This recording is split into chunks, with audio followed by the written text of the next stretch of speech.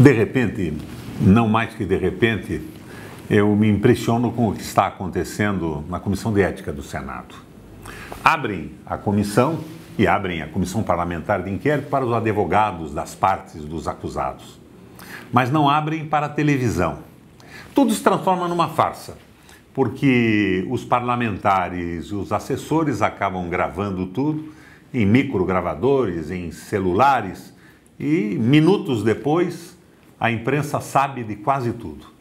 Mas como não sabe na integralidade o que aconteceu, a imprensa acaba publicando só o que lhe interessa. E a nossa imprensa é parcial. A nossa imprensa é moralizadora por setores, por interesse, como uma loja de conveniências num posto de gasolina.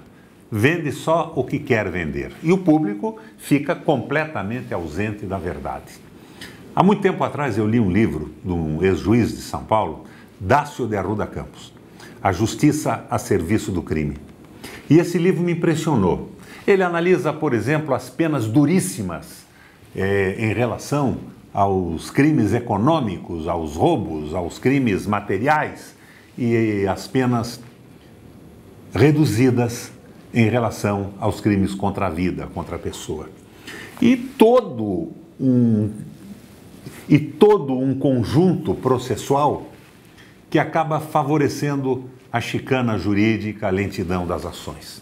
Aqui no Paraná, por exemplo, eu já fui condenado algumas vezes por ofensa moral, de pessoas que eu denunciei porque tinham metido a mão no jarro, tinham se valido de cargos nos governos que me antecederam para enriquecer, para legalizar o jogo do bicho, os cassinos, tinham se valido de cargos para prolatar resoluções legalizando o jogo no Paraná. Eu acabei sendo condenado, embora eu tivesse anulado essas resoluções todas. O Porto de Paranaguá é outra coisa emblemática.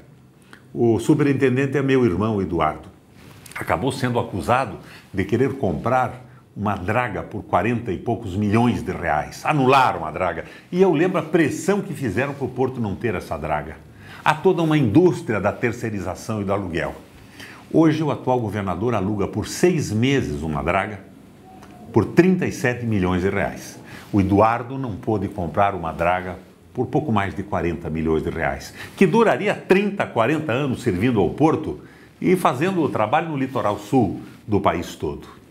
O Eduardo está sendo acusado pelo Ministério Público de comprometer a saúde da população litorânea, porque anulou alguns contratos safados de desratização e não conseguiu eliminar as pombas carijó. Pomba carijó é uma pomba do nosso litoral, é protegida pelo IBAMA, mas tem um procurador federal, um promotor federal, que se dá a pachorra de acusá-lo por ter posto em risco a vida da população litorânea.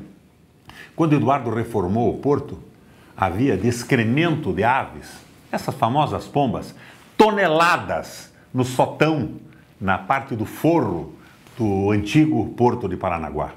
O Porto hoje está uma maravilha, limpo, parece uma sala de cirurgia, mas as acusações continuam.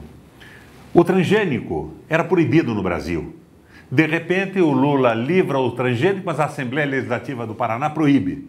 E o Eduardo se propõe a exigir a segregação do transgênico. Não queria que se misturasse o transgênico com o grão legítimo, o grão que não foi submetido a esse processo laboratorial, a essa genética estranha.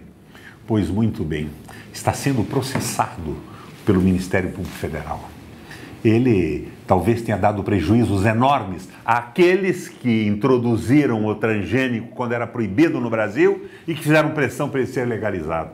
É mais ou menos como se amanhã resolvessem legalizar a cocaína e os governos e os agentes policiais, o próprio Ministério Público, que combateu o uso e a venda da cocaína, fosse condenado pelo fato de ter agido contra o que era proibido.